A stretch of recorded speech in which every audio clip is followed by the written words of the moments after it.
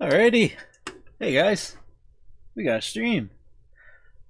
I thought, why not have a little bit of a live stream again today, because I haven't been able to put videos out because of all the work I've been doing on this. But this is SentVR, by the way, and we will get into it later. It is this close to being a commercial product out in the wild, and I'm hoping we can finalize it today, if we're lucky, but we'll see.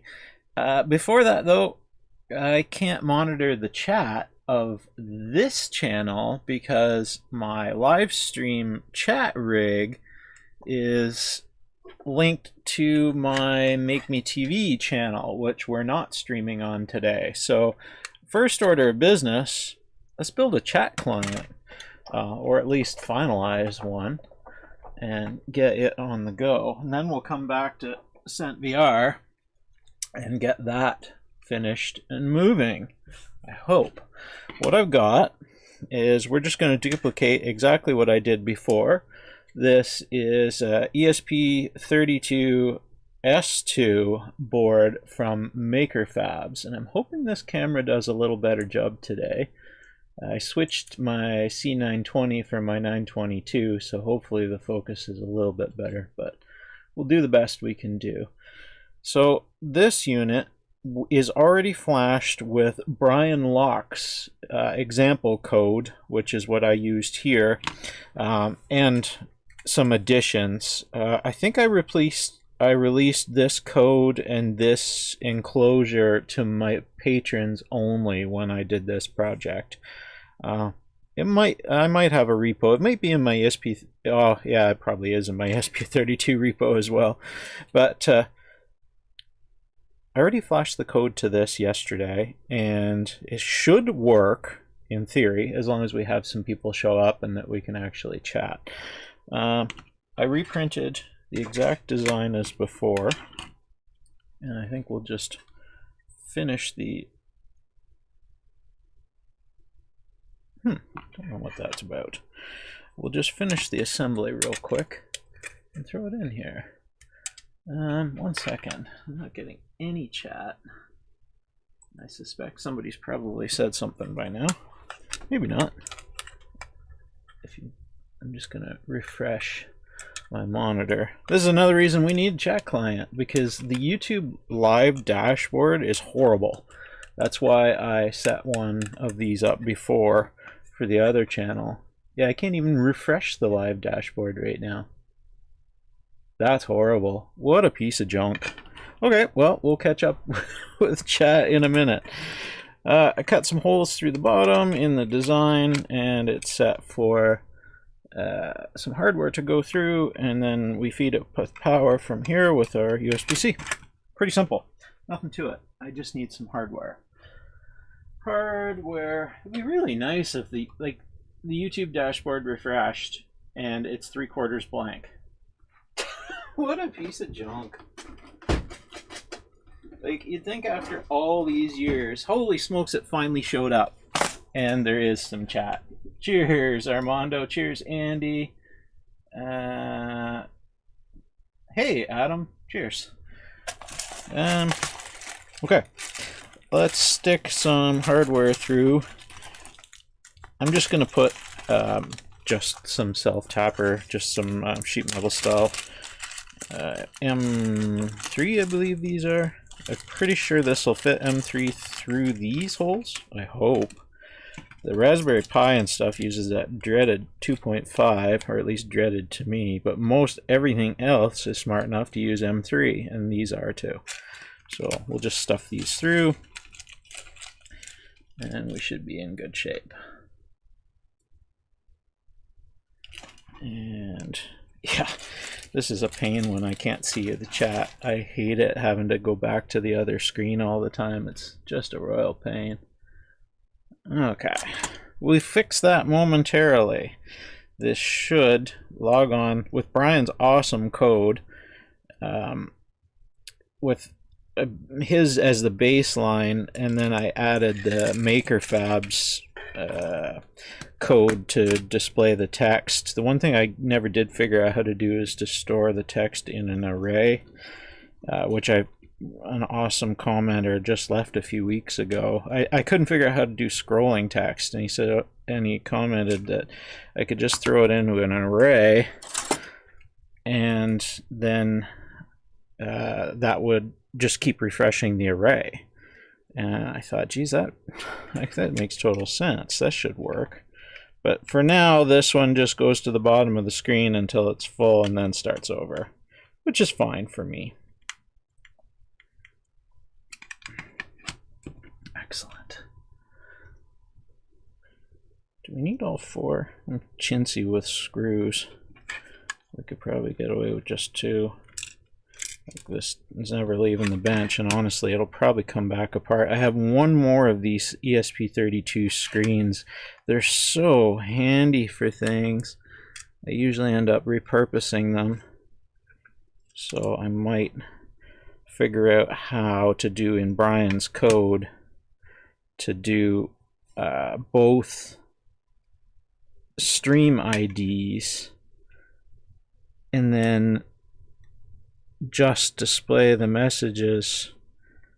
Actually, I can just do the messages from both stream IDs all the time if I can figure out how to do that, because I'm never live on more than one of the two channels at a time.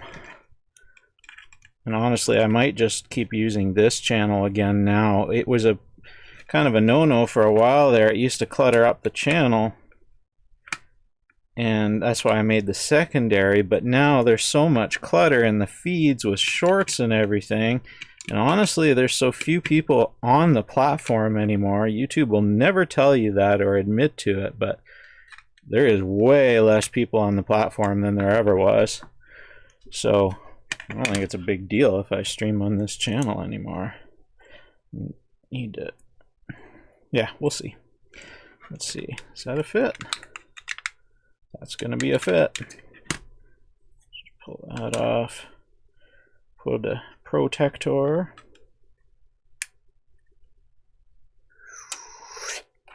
Beauty.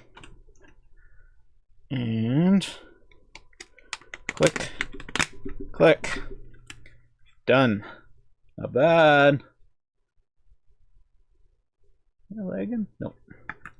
Looked like I was lagging for a second there. Okay, now just the stand. I chose to make this stand as two pieces because easy, and as a result of that, we have to glue it together. So we'll just hit it with a little bit of the stupor glue. And I remember having to move it up a little bit so that I can clear the connectors. So we'll just set it up something like so. Doesn't matter which way. Which way did I go? Looks like did I revamp the stand? I did. I changed the stand a bit. So we probably want big to the bottom. Something like that. Let's just hit her.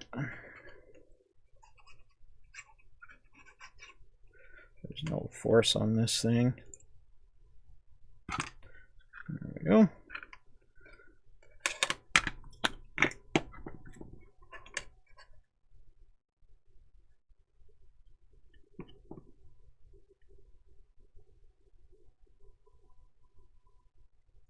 Something like that.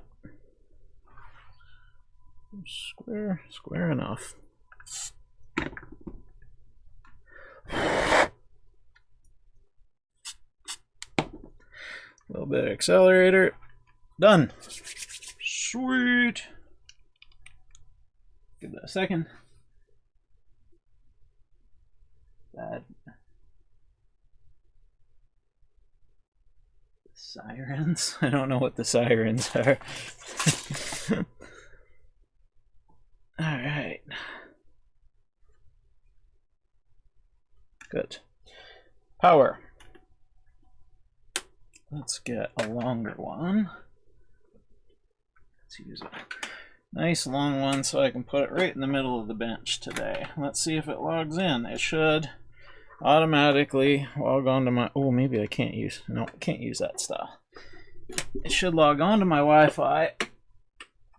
Go forth. gets 2 auth keys or uses 2 API keys. The auth keys or API keys? API keys, I think. Uses 2 of them and then cycles between them if it needs to, if we use too much data. Is that too big? What's the difference between this one and this one?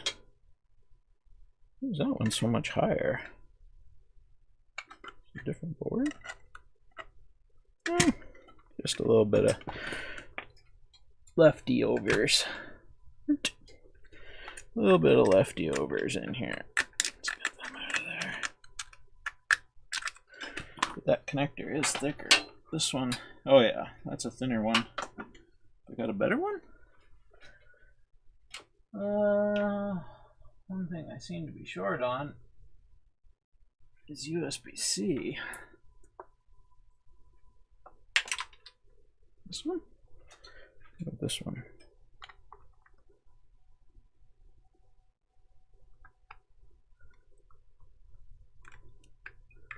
What's going on?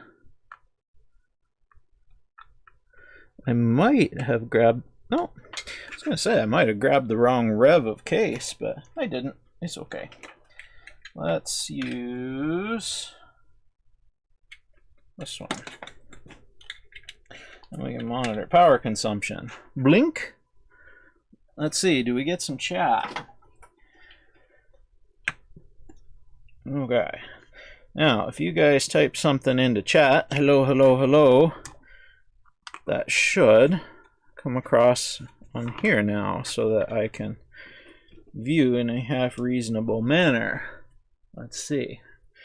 Did I win? I didn't put any, it's horrible code that I didn't put any indicators of anything in it yet. I always meant to go back and put some debugging text to just say that, like, as it goes through the Wi-Fi logon and whatnot, but yeah, it's just straight to the point and should display as soon as someone types in chat.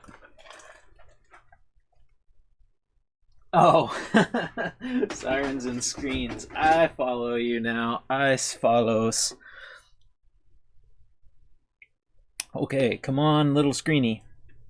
I saw a YouTube chat come through. Why are you not? Huh, I wonder. I saw at least one message. We'll see. We'll give it a minute. See what happens. I did finish the... That should be coming through. I used the live... No, I used channel ID. There is no live ID. It's definitely channel ID. That should be working.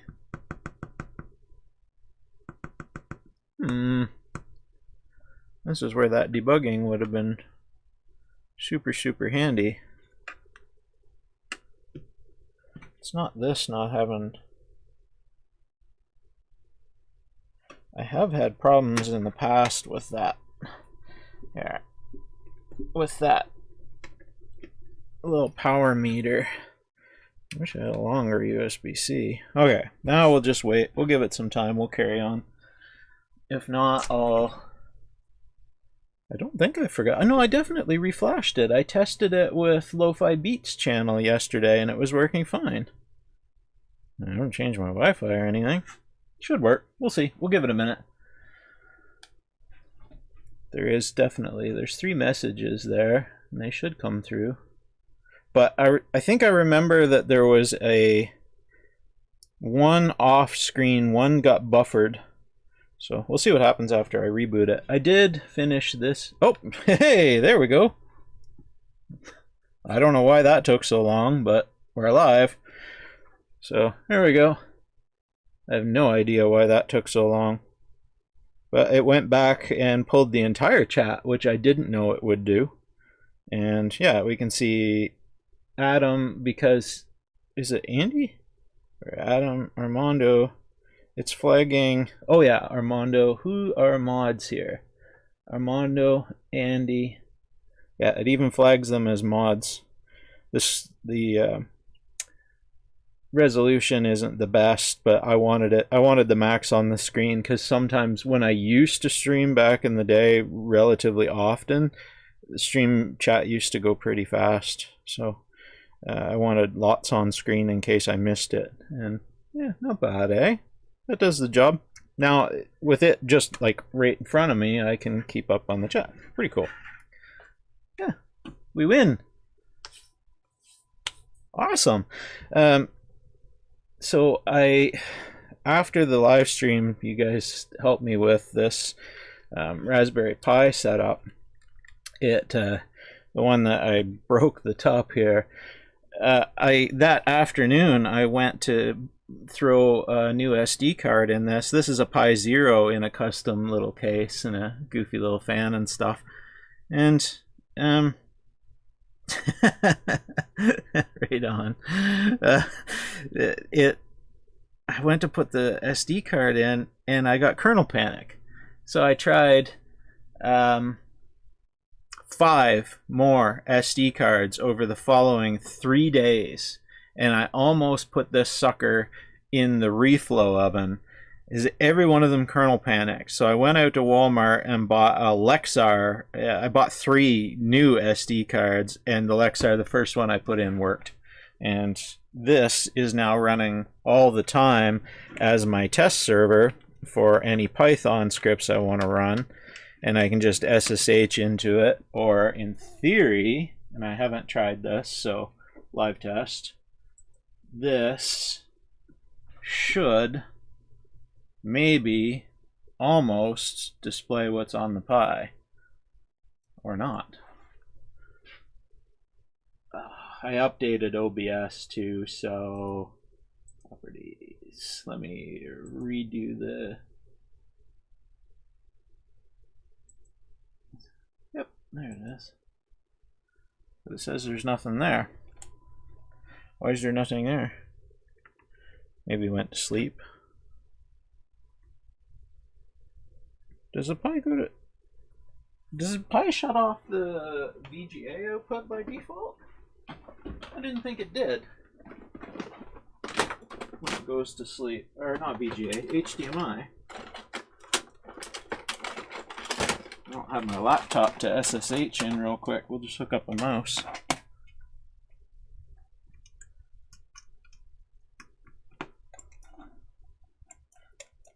Wake up! Wiggy wiggy! What the hell is this? Curse of the live streams or what? Overhead? Let's go back in OBS. Might have been in Hogan's Heroes, I'm not sure. Elgato. Nope, I don't want to show. Weird. I know it was alive, I was just SSH'd into it a short time ago. Okay, well, doesn't matter. I don't know why it would, HDMI wouldn't be working. Weird, eh? Yeah. Yeah, black screen. Sorry. Anyway, handy thing to have. Functional, except if you want to do a live stream, not so much. Oof. Can hear my condensate pump on my furnace. Guess who gets to spend $200 this week on a new condensate pump? That sounds loud. I better get on that. Does not sound good. Might have been from MASH. That was always one of my favorite shows. Still is.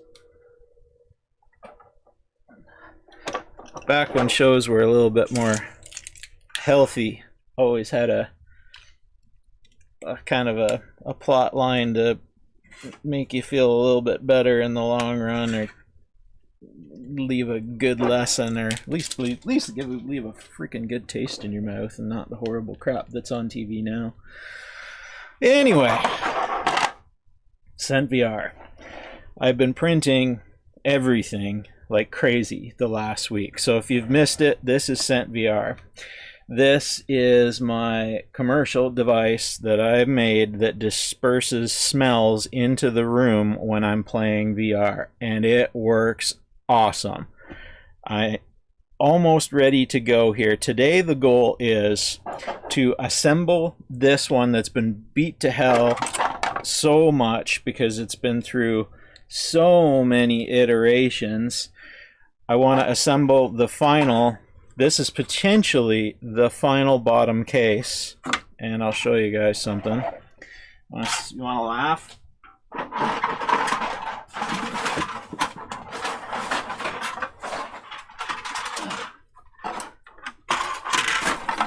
I can't even get this in the shot. This is the last weeks of final prototypes. These are the ones that I thought were good and actually went into production and ended up totally changing designs, and totally everything was just broken. No good. So this is what product dev by Eric ends up being, a total mess. But get that loud stuff out of here. Junk, not junk, junk. So this is how they come off the printer, and a little bit of supports.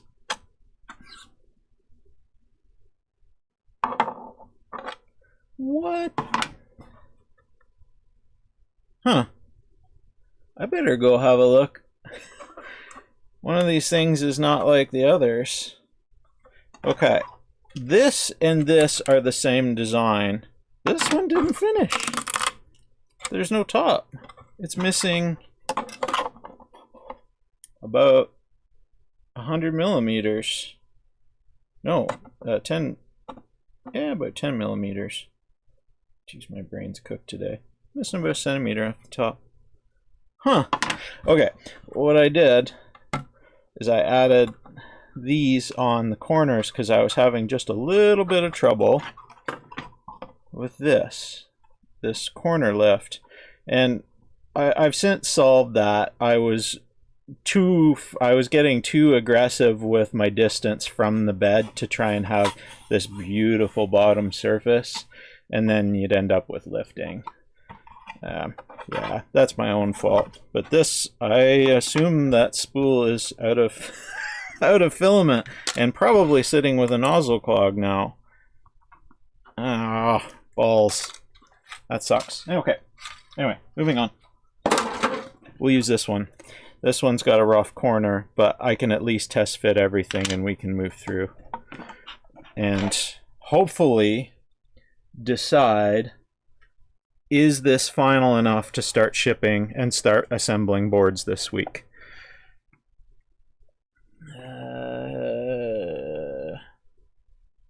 Oh, yeah, that sucks if she had to buy a new car. I saved my car this week. It was actually awesome.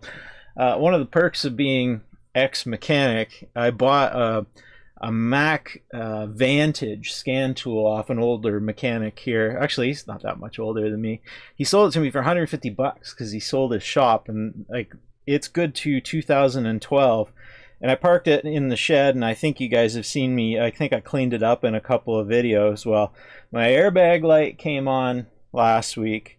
My tire pressure monitoring has been on for months, and I was like, I know I need an inflator for the airbag, so I was going to take it into the shop. I'm like, okay, I got way too many expenses right now, and SentVR's tapped me out for component ordering and stuff. So I quick scanned it, and I found I was able to fix the tire pressure monitoring because it had just been, I had been on a flat too long and swapped the tires around, so it was on the wrong spot. Did relearn, did that. The inflator problem was when I did the rear wiper motor a few weeks ago. I replaced that. I had stolen the fuse from the airbag system because it wasn't marked as an actual in-use fuse. So I put the new fuse back in a marked spot, which was actually an unused. So long story short, I had the airbag fuse in the wrong place and never noticed that's when it came on. Fixed both of those. $0. So that was a good week, other than the price of the scan tool. But like those items you can't scan with a over-the-counter scan tool. You have to have an OEM one. You have to have something that can interface with the power, with the supplemental restraint module and the tire pressure monitoring. So yeah, the Mac 1 did a good job, saved me some bucks, but now my furnace is going to go ahead and take that away from me. And I had a $1,200 root canal this week too. That sucked. But yeah. Why is my chat not keeping up? Chat's froze. That's weird.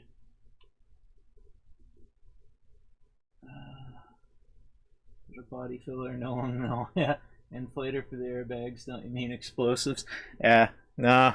It's not explosive. It's just a gas producer. The only thing that makes it explosive, the only thing that makes any explosive an explosive is the container you put it in.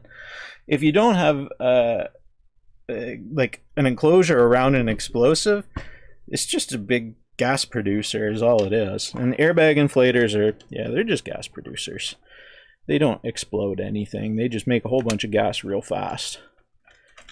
Okay, this is SentVR and its rough form.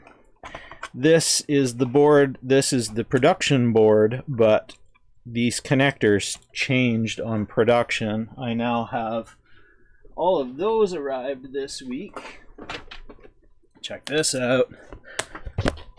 All my power supplies are here for my first run, and all of these nice ribbon connectors. No more of this ugliness. These will go from the encoder to the board and the OLED to the board, and then we won't have any of this ugliness. But for this one, I'm not going to bother trying to extract these wires, so you'll see I keep breaking wires off. Yeah, one of the hazards. But let's move this over, and first we'll get the this is what I go through every couple of days. We go through and we will get, I'm gonna reboot this. My chat client quit. I wonder if one of my API keys is screwed or something. I have a little bit of support in the back here that you guys probably can't see because the webcam is horribly colored. So this support material could be solid, but the idea here is to make it just strong enough to be a commercial product without adding a whole bunch of weight, because weight is pricey to ship. This thing's already expensive enough to ship. So this little bit of support comes out of there. Truth be told, I could leave it in, but we want it to be pretty. And it's kind of a little bit fiddly with my settings. It's just a tiny bit over extruded, but and then in the back here, which you can't, there you go, there's this ribbing is here because I needed strength on the front plate for the encoder push button, and that added my strength and seems to have worked pretty good. I'm happy with this. The case style is pretty good, and my finish, oh, you guys tell me, would you be okay with that? I think I'd be okay with that. And the finish on the bottom, this one's a reject. This is supposed to be garbage, but there's our finish on our bottom and the finish on the back. This is with the Ender 3 V2 Neo, and at 0.2 millimeter I could go lower yet, but I don't think I have to. There's hardly any layer lines there. And the internal, the top layers come out with the cool support pattern, like the infill pattern, and I don't know. You guys tell me, does it look okay to you? I think I'd be okay with getting this. So I think I have a rough idea where we're going to land. I think with BOM cost and everything, retail is going to be about the $300 mark, with selling them at basically at a loss for this first little bit at around 200. I'm going to launch at that, I hope. That's where I hope I'm going to hit.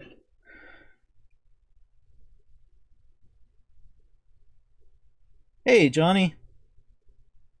No problem. Ribbed. Alright. Consensus is it looks okay. Alright.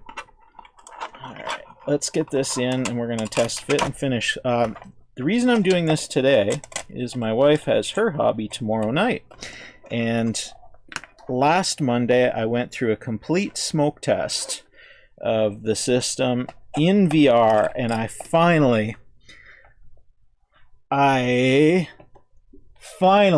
got to play with this a full round of Onward, which is a first-person shooter, with my haptic gear on for the first time with all 6 smells going, and it was freaking magical. It was awesome, with one exception. I found the smell of leather that I added. I found that it is slightly overpowering, and we're going to swap that out today. Where is it? I don't even remember. I'll be able to tell. It's that one. Oh, there we go. Leather. Oh, I put it in an internal container. You guys can't see that. So I have these little plastic Jello shooter cups. This is what will ship in these, so the clients who buy them can either reuse these cups or just throw them away, and that way you don't get scent impregnated in the super cool heavy duty plastic containers that I use. And then these are TPU on the top. But that leather was just a little, I found to be a little overpowering for me and a little bit slightly distracting. Like, it's real smelling, but it was just a little too powerful compared to the other scents, and I don't know, just kind of bugged me. So we're gonna ditch that. Some smells just aren't going to be right for some people, right? And that one, it may change. It was that night. I was pretty tired and probably pretty easily irritable, so maybe it just bugged me a little too much. Okay, before we pop this apart, I'm going to make a tool this week for the soldering iron. Right on. Thanks for the feedback, guys. I am going to turn one of these on my lathe to push inserts in, to push brass inserts in to the bottom of these to mount our PCBs. But for today, let's just fire up the iron and stick. Let's do all 4 today. Let's do a complete dry run because I got all of those this week. We got lots and lots. Oh yeah, this is a brand new PCB cut. Everything is brand new. All this design, nothing has been tested, except in CAD, of course. So I got enough inserts to build a few SentVRs. Just 1,300 of them there. That ought to last us a little while, I do believe. So let's get 4 out. Move the junk heap before I trip and kill myself.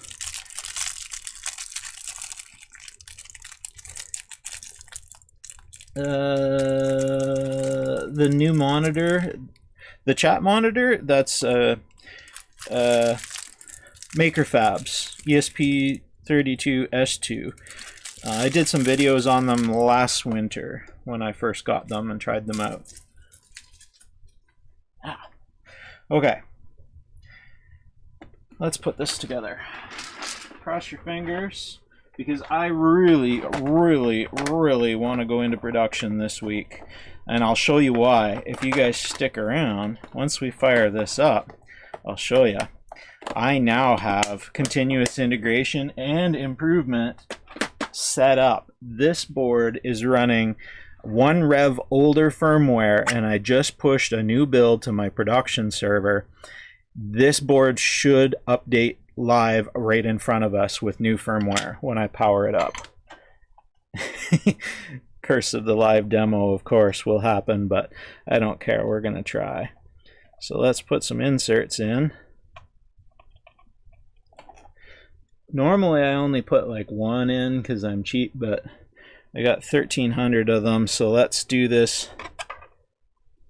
Oh, I have to... Let's just do a couple then. I have to reprint this. I need one that I can photograph. I don't have good photos of SentVR, so and I can't photograph this one. The bottom is all janky. Oh, come on. This is why I need that insert driver.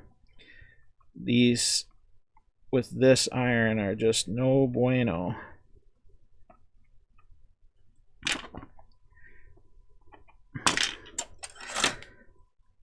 One good thing about PLA is it's easy to work with. You'll have to forgive me, I got the shakes. I just came in. I just had to blow a foot of snow that we got last night around my whole house and backyard and clear out the garage and everything, so I'm pretty beat, to be honest. All my muscles are, I don't know, maybe it's just me. After I really exert myself, my hands are a little shaky for a little while.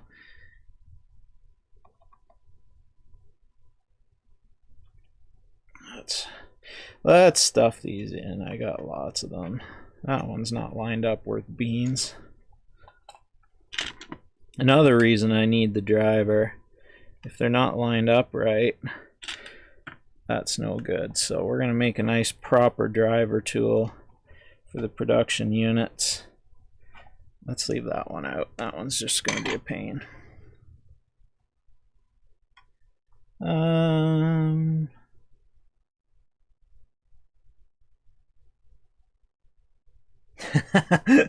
Right on. Thanks, Johnny.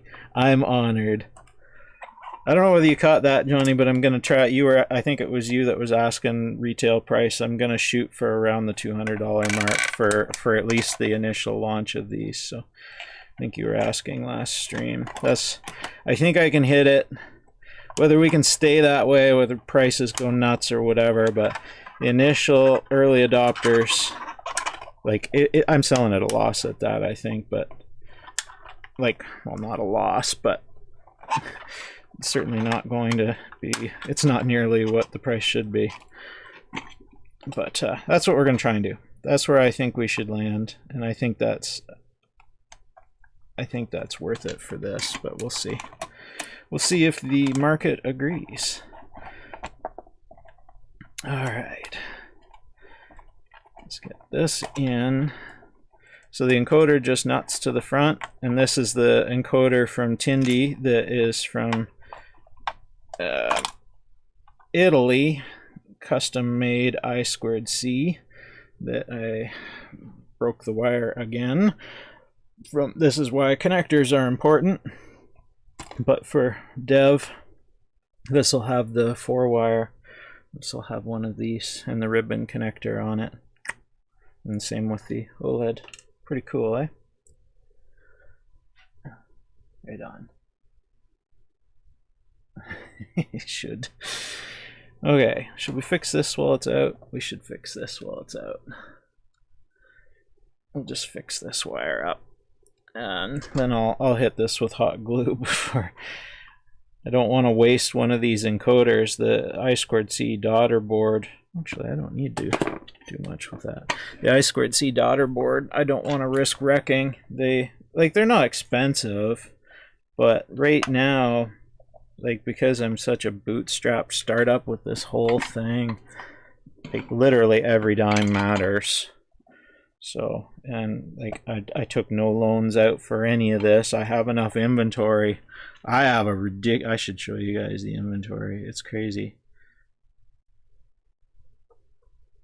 I'm pretty frugal with this stuff, and like, I want one beat up one. This is my beat up one, and I don't want to ever harm anything that's going out into the world. I'm gonna be, yeah, pretty proud of how they're gonna come out.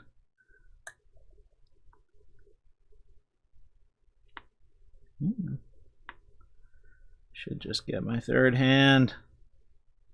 Famous last words.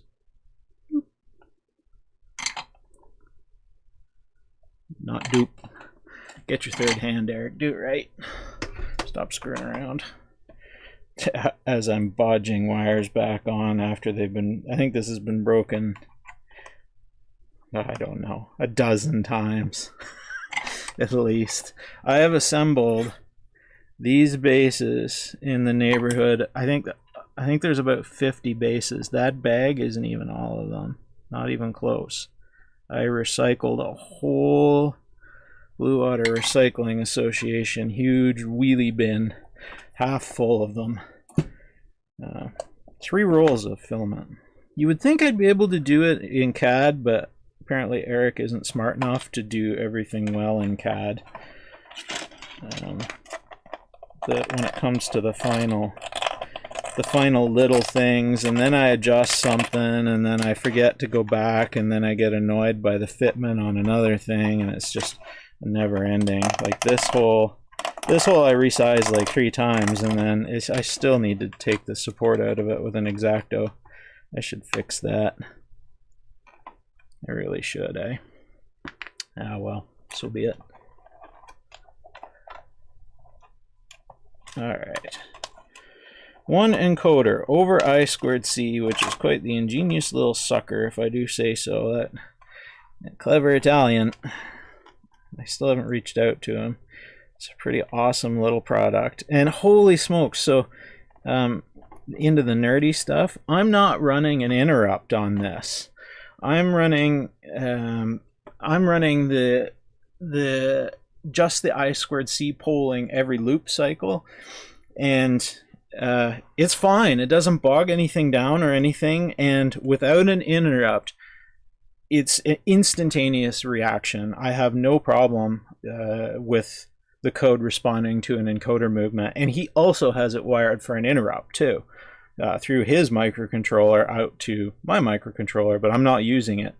I don't think I even have enough I/O for it, but that blew me away when I tried it, because I was a little worried that I was going to have to get pretty damn creative. And I thought, geez, I'll just wire it up and try it and just pull it every loop cycle and see what the hell happens. It works perfectly. It just works absolutely lovely. Okay, stuff this through. This should be the same case design as my final, and I have cut a neat little hole out of things for this to slide in, and should not require any glue to stay. Yeah, it does. So this one came out a little wider, but that's okay. I'm fine with that. The backside, the way I designed it, you can still change the OLED if I glue this bezel in, and I kind of wanted to glue it in because when people press on this button, it flexes the front. More now because there's no top on it, but I think it'd be wise for me to just glue that. Yeah. Anyway, we will. Okay, let's wire this up. Let's set things in place. We'll give us a power switch. Yeah. Can't post links because you forgot to mod me. What? No, I didn't. I think you're modded on the other channel. Hang on. Mod superpowers inbound. Come on, YouTube, do your thing. Put user in timeout. That sounds fun. All in favor of putting Johnny in timeout? No. Well, okay, we'll add him as moderator then.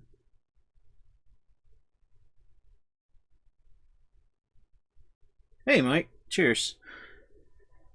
This is my SentVR, Mike. Go to sentvr.ca. This is my device that I have handmade, designed from scratch to production. This is a kind of pre-production final test fit of everything that distributes smells into the room in virtual reality when I'm playing VR, particularly when I'm playing. I wanted something when I'm playing combat that I wanted to smell the combat field, and this does it. It works. It's so good. It's so awesome. I love it. So I decided to make it a commercial product, and launch day is hopefully this week.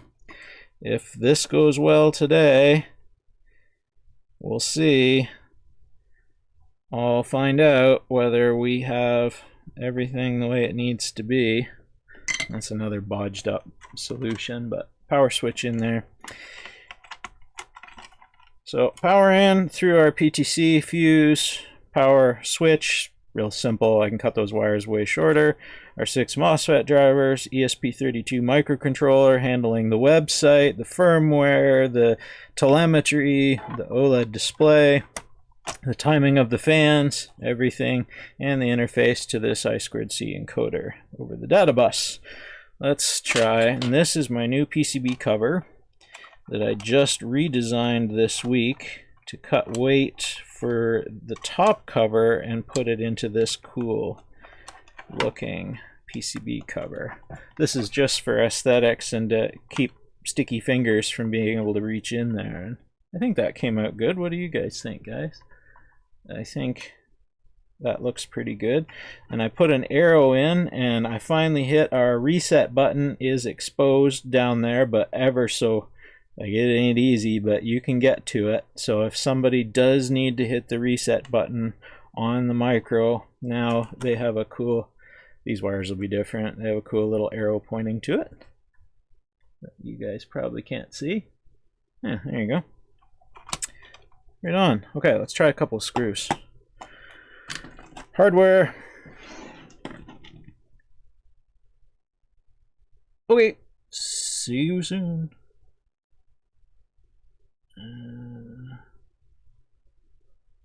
Which one is, what looks helpful? Oh, heat set rig. I'll check that out. I'm just going to turn one up on my lathe. I'll be able to make a perfect little, basically I'm just going to do the inner diameter of the M3 threads so that it's a little snug in the M3 threads but doesn't get hung up. Then I'll do a little nubbin sticking out for the insert to rest on, and then I will have a turn, I might have a turn down gap length of probably in the M3 range to keep it small, and then up to my solder tip and enter into the soldering iron. That way the soldering iron won't distort the PLA, because you're getting right in here into the plastic and that's a hot iron. So I guess I can run it a little lower, but that's what I plan. It'll only take me a few minutes. I got all kinds of brass out in the shop now. I was buying brass cheap whenever I could find it all last winter after I got the lathe. Now I have a nice little stockpile for things like this. So we're ready to build. Okay. Maybe that's a little better angle. Okay. Screws down through, save some hardware, save some weight, multi-use screws here. And I just knocked my OLED apart. So I don't want to glue this one in.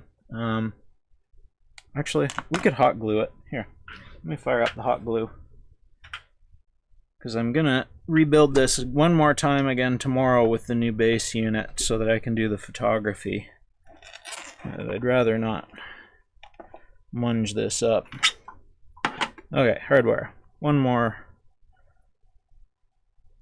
screw. So I was saying, these sandwich down through into the inserts and sandwich this PCB cover onto the PCB and then down onto the threaded inserts. And that way I don't have, it saves me 4 screws, 4 inserts by doing double duty with this. Saves weight, saves BOM cost. BOM cost is everything here, and trying to keep it low, because like I'm in Canada, trying to compete with the Chinese is not possible. You can't. So like we have set our expectation of pricing based on what we get out of the Chinese market, and this coming in like at the $300 full retail mark is like half the price of a headset. So yeah, it's tough. So everything I can do to keep the BOM cost down a little bit is what I'm doing. Okay, let's turn the encoder up to where I can put some hot glue on those connections. This is the way it'll sit in production. It'll be this way, horizontal. The only way I don't have it this way is because this board is soldered on crooked and I don't like people seeing it. The production prototype is such a hack. But it works, and we're going to test it here in a minute. Cross your fingers that everything works. What goes in the back of the box? Nothing. Empty space. For now. So the reason it's there is because the whole design of this unit was predicated and based on these little suckers right here. These are the key to the whole functionality, and I won't go into it crazy, but I can tell you I know every millimeter of sizing here, how big the hub is, how much air I move through them, pretty much exactly. You can't go in. I found no way to go smaller than this and still function as it's intended. There's other side effects that I ran into when I tried going smaller or bigger than these. It took me a long time to get here.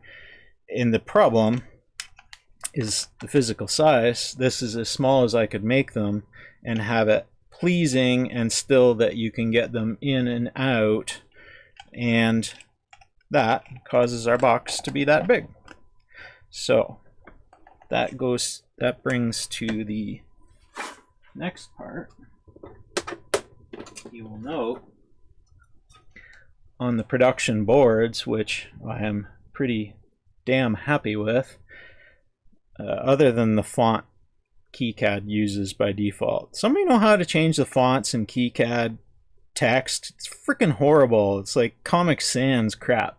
Anyway, take a look here. Fan, I squared C for the LED, I square C for the encoder, but I also designed one extra in. I debated on putting two because I have a plan to use this space.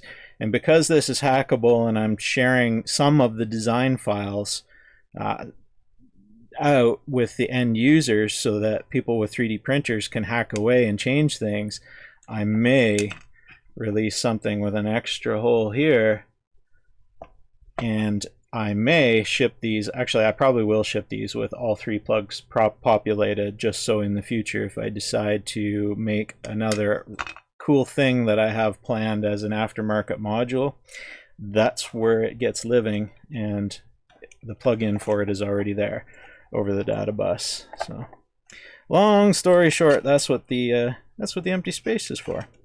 Okay, let's finish this up. Actually, long story not short. Long story long. And you're back. Good. I have to keep checking this chat client. It froze once already. Alright. That's together. Our glue gun should be hot enough to bodge our wires so that I can stop breaking them.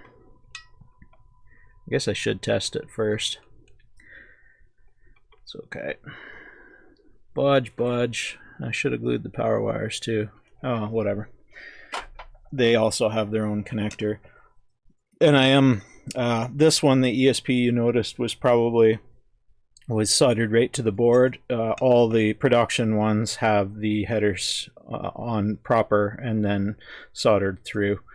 I debated saving the BOM cost of the headers and saving the height, but it's actually better to just use the headers and put the ESP through properly. There is a keep out area on the bottom of my copper here, so the Wi-Fi can get through. The bottom side, you can't really see it because the silk screen is, or the solder mask is too good on PCBWay, but there's a nice little keep out area there. Anyway, yeah, that's the design. Okay. I guess I can just photograph the first production one. I guess I don't need to reassemble this one again. As long as we're happy with it. Let's find out. This is the key now.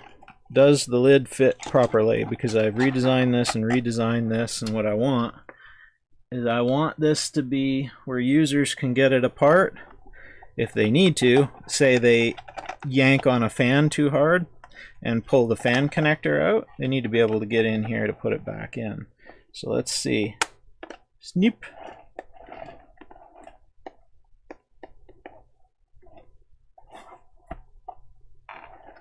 See, that's pretty good. How hard is it to get out? Oh yeah, I was going to glue the display. That was the other thing. It's pretty easy to get out. I might firm that up just a little bit yet, but I also might just leave it. I don't know. It doesn't rattle. Yeah, I don't know. You guys tell me. You guys tell me. Let's glue that LED that display in because it keeps falling out, and then we'll swap this smell out, and then we'll fire it up and see if the firmware update works, which it should. I'll just put a little dribble on the bottom there. It's funny, every time I go from way too tight to way too loose in like not even quarter millimeter, 10th millimeter increments is what I was adjusting the sizes on here. Okay. Let's swap this smell out before I forget. Let's get rid of our friend leather here. Because that is not my favorite. The cool thing is there are so many commercial smells out there that this thing is just ready to go with everything. My favorites being these are from a local outfit here in London, Ontario, Candora soap. This dirt, it smells like dirt. It smells like you've stuck your face in the dirt. Their tobacco smells freaking awesome. It smells like somebody smoking a pipe. The coffee smells amazing. Actually, should we put coffee in for tomorrow? Yes, let's do coffee. And yeah, the leather, that was theirs, and that's the one I'm not super fond of, but that's just me. And then these ones, let's have a look. What one should we go with? We have s'mores. They just smell like chocolate bar, and yeah, they smell like s'mores. Dirt I've already got loaded up. Fresh cut wood I've already got loaded up. Cedar, I don't have any wood smells, but cedar isn't really in the games that I play right now. Sandalwood, fresh cut grass I've already got loaded up. So it's between coffee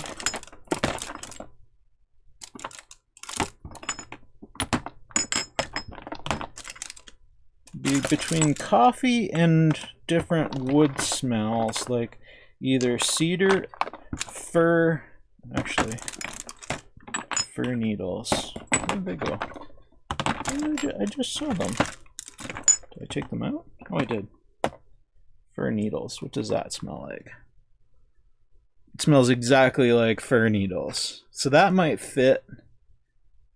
I think coffee's going to fit the best, because in the games I play there's always human encampments and stuff. So I think we should do coffee.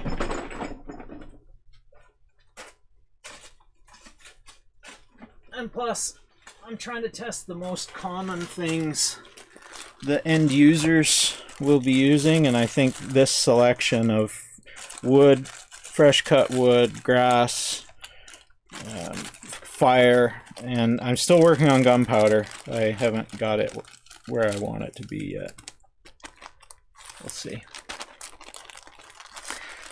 Okay. Need one of these, and we'll seal up the leather. Cool thing, these cool little jello shooter things. Yeah, it's just, you just put the stuff on cotton and you seal that up, and you can come back to it a year later, whatever. These air freshener, these soap oils and essential oils really last forever. Okay.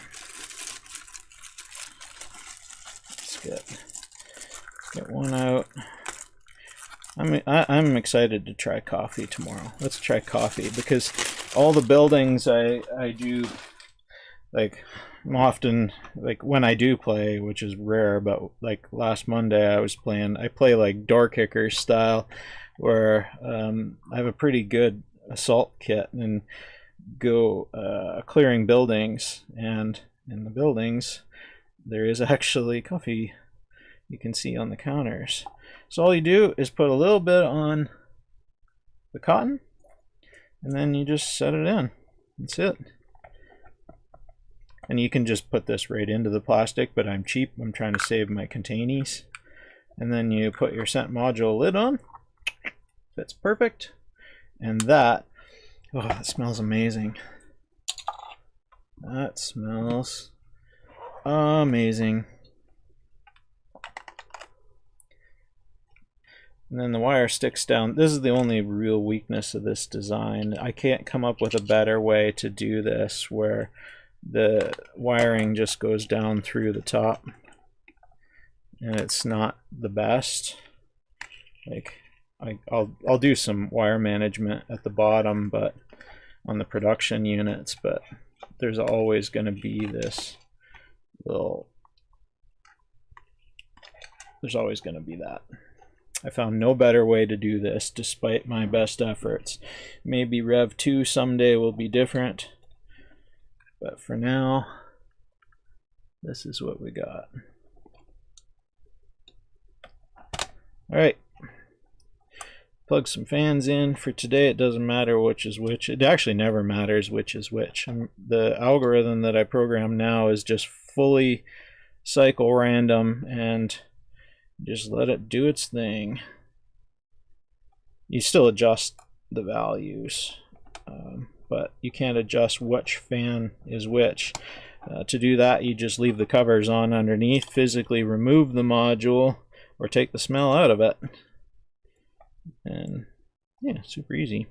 I was going to have controls to shut them down on and off individual fans, and I decided it's not worth it. You can just pop, if you're using those plastic inserts, you just pop it out, take it out and leave it out. And then if that fan cycles, it just doesn't distribute anything.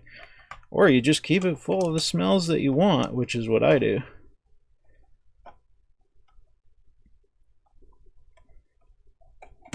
Alright. Lovely jubbly. You can really smell that coffee. When they're fresh, they're quite potent. That is the other way around.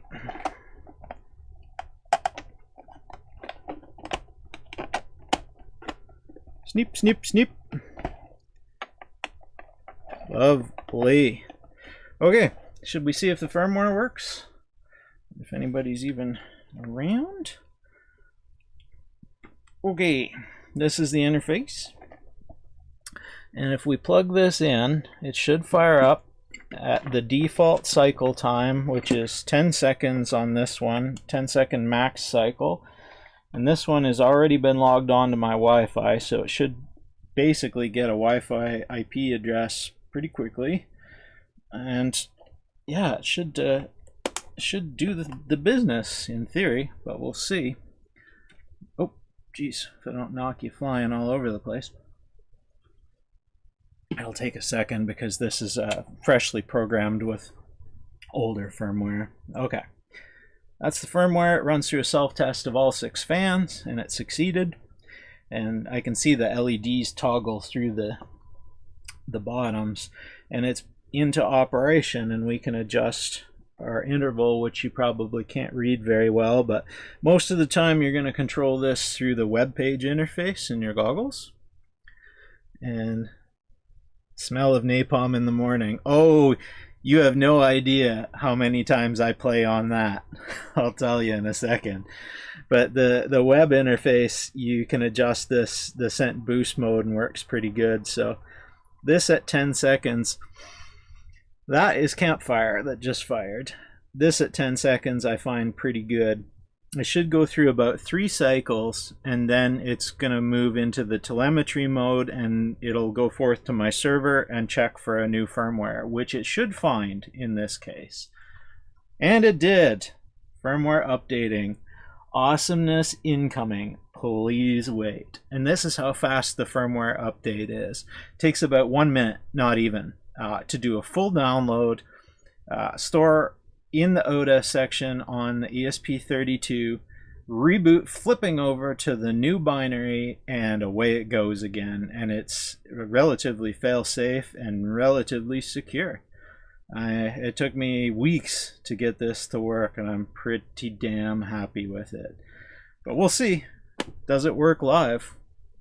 Oh, we'll find out in about, oh, I don't know, 10 or 20 seconds. Go, baby, go. Do the thing. I was going to put indicator of the status, which I can do across the screen. I just haven't gotten that far yet. It's in the backlog of code. Lots of things. This one is definitely taking a tiny bit longer today. Maybe because I'm streaming. Maybe I'm hogging all the bandwidth. Oh, we'll just leave that go. I'll catch up with you. The smell of burning rubber, absolutely. I want to do that. I want to do gunpowder, burning rubber, jet fuel, like kerosene type smell. Those are number ones on my list, but I haven't figured out. Oh, there we go. Finally. That took a little longer. And there we go. We're on 27, which that's just the date. 2023-01-27 I'm using as my build IDs. And it flipped over. That's the one I just made. And we're running. And if we reboot it, it should pop right back up on 27 again on the screen when it goes through the self-test. And yeah, just as stable as that. It's the first time I've done over-the-air updates, let alone doing a production server, and everything just normally works. This board hasn't been full erased in a long time. Yeah, we're there. That's why it takes so long to boot up sometimes. There's ghosts of the previous sketches on there. You have to, like, I've programmed it well, probably in the 600 times range.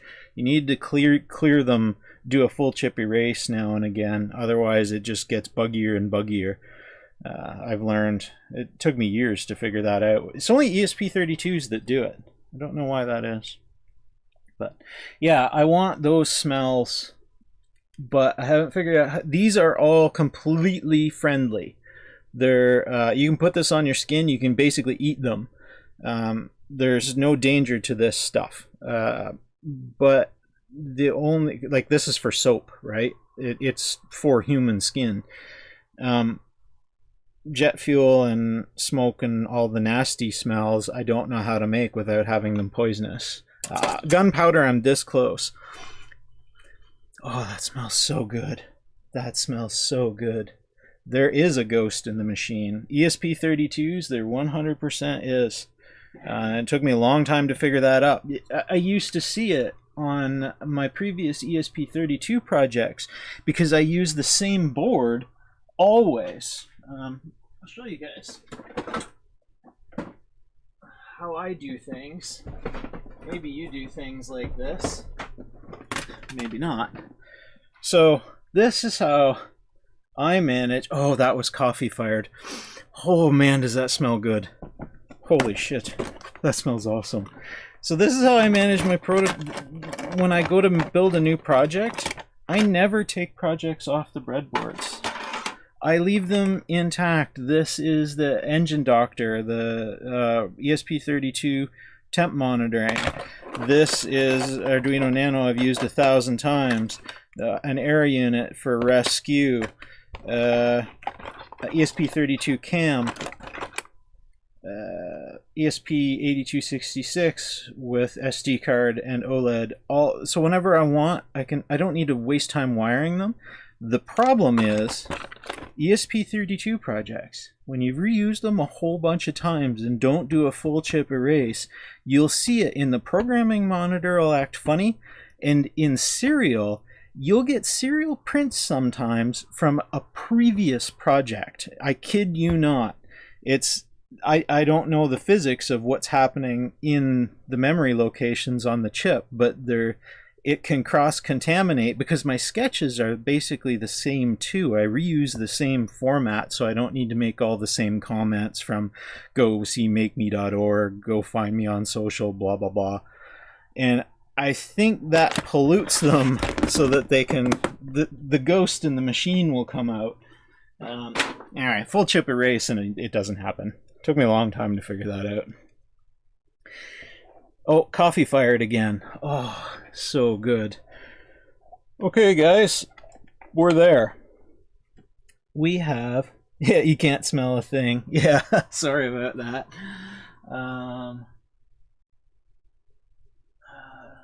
Yeah, exactly. The smell of sulfur from the fiery pits of doom. Absolutely, and in fact, the gunpowder I'm working on, the key component for the underlying stink of the gunpowder is the sulfur smell. And I found a Indian spice that smells similar, and I'm working with that. And then I found the right combination of other stuff, and I'm not putting it out there yet, but basically it's all edible. Like, you can eat the damn scent. It's just not right yet because I can't get the sulfur smell strong enough without actually using real sulfur, which I have. I have a bucket of it, like a little container that I have for my acne, and I don't use it anymore, but it stinks like hell. I thought about using that, but again, it makes the scent poisonous, and I don't want to ship it out in a production unit as a sample. But other people can, so I'll share the design files. But that's the final production unit, guys. Like, obviously the wires and stuff inside will be a little bit better, but this is ready to go. I have a stack of PCBs. I have, better not dox myself too badly. This doesn't matter. I have 88 plus 46 plus 90 more on order. So 88 and 46 in here now of the fans ready to go. These are the ones that did the best in my testing, that deliver, not that one, that's the wrong. Oh man, that was grass. That smells like somebody cutting the lawn. These, I found a vendor in China that gave me, they're not cheap. These are actually way more expensive than what they should be, but they actually have the correct current draw. These are 150 milliamp fans, and they are lower than that every time. My system is way over designed and fused at 3 amps, so I'm good for these, but I like them. They have the right connectors and full length wiring. So those arrived today, or not today, this week. I have these that we've been printing like crazy. And I have about 150 or so of the commercial plastic cups. I won't say where I get them because I don't have enough yet. And yeah, I just my big new printer, the Neptune, has been just printing these nonstop 24/7 for 2 weeks now. Every time I take 6 off, I just fire it up again. It can do a lot more than 6 at a time, but I'm finding 6 is nice. And yeah, we're good to go. I have smells and containers and parts, and all the electronics is ready. Inserts, I have all of these bezels that I printed that just need a little cleanup. I'll use a little Armor All on them just to make them spiffy. And yeah, they came out, oh, keep getting off camera. These came out pretty awesome. I'm pretty happy with that. And then the backers for them, it came out just beautiful on the Ender 3. No stringing, no nothing. Is that your fan base? Oh, the black things? Yeah, that's the Sent module holders. Yep. Inside. Yeah. 3D printed in TPU, and they're a perfect fit for my fans. And they don't need to be TPU, they could be hard, but I like them in the TPU for this fan to just nicely fit in and snap into place. It fits just beautiful, and yeah, all my sizing is just right, and it feels nice. The TPU gives a nice seal to the outside and a little bit of give to it. So yeah, I got lots of those made and a whole buttload of these. Oh, and little feet for it. I printed all the feet because I'm not a mutant. I need to have some nice feet on it. So that, oh, that was fire again. And yeah, all the OLEDs. These are a special OLED. My wiring I screwed up. I failed up. I designed the board for this pin layout, and this pin layout is actually quite rare on these OLEDs, where it's VCC, then ground, then serial clock and serial data. Normally the ground and the VCC are the other way around. Only the white ones seem to be this way, and it just so happens I love the way the white looks on this project. I'm just super pleased with it. So I failed up. The white ones are the right ones for my wiring, but they are actually quite rare to get. On eBay, you'll go through 100 of the blue layout before you find these white ones. And then I've got MOSFETs for days, encoders, all the pieces ready to go. Cheers, Andy. Good seeing you, man. And yeah, everything's all my PTCs, because I'm not an animal fusing the damn things, even though oh, there's grass.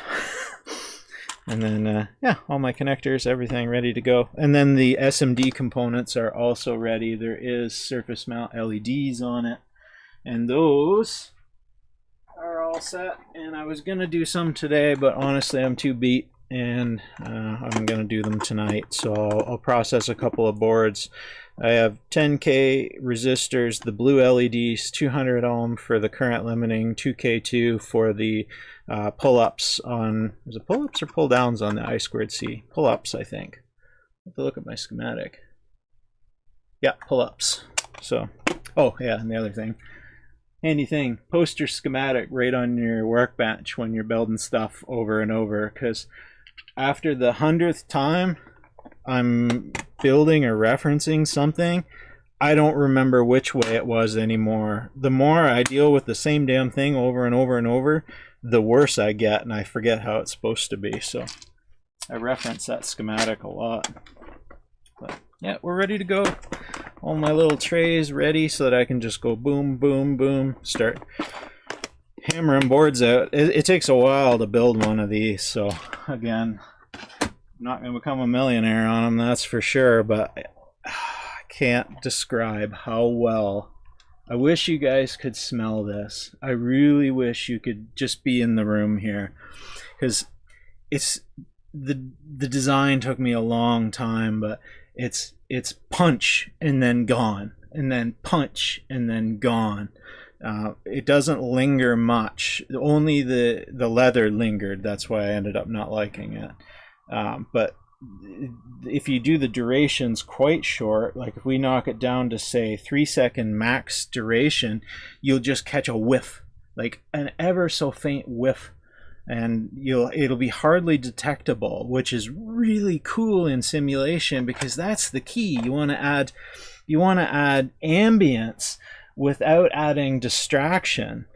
And too much of a good thing is too much, because then your brain focuses on it. Like I mentioned with the leather, I started thinking about it instead of being in the VR simulation. So easy to fix. Turn the duration down, do smaller amounts of the smells. Yeah, everything else is perfect. We can, yeah, it's infinitely programmable. We can do whatever, hence the remote firmware upgrade function. So I don't know, what do you guys think? You think it's pretty cool? I'm biased because I've been staring at this thing for like forever and a day now. Like I got so many hours in this thing, it's nuts. But I can tell you, for me, it works and is a game changer in VR. It just gives it that thing that's missing that you can't get any other way. And yeah, I like it. I'm pretty happy with it. So we'll see. Anyway, that's it for me today, guys. I think we're at time. We did pretty good. Thank you for helping me. We've got a production unit. I'm happy with this fit and finish. I hope you guys can click a like on this video or share it around. Share SentVR.ca. It's a link in the description. If you know anyone into VR, please share this with them. I have no budget for advertising or anything, so getting it out there it's not going to be possible for me. But I hope that the first people that try it react like I do with it and maybe spread the word a little bit. Who knows, maybe it's not what people want, but it's what I want, that's for sure. It works. So let me know. Cheers, guys. Thanks for all the help. Hope to hang out again. It's fun. Cheers, guys.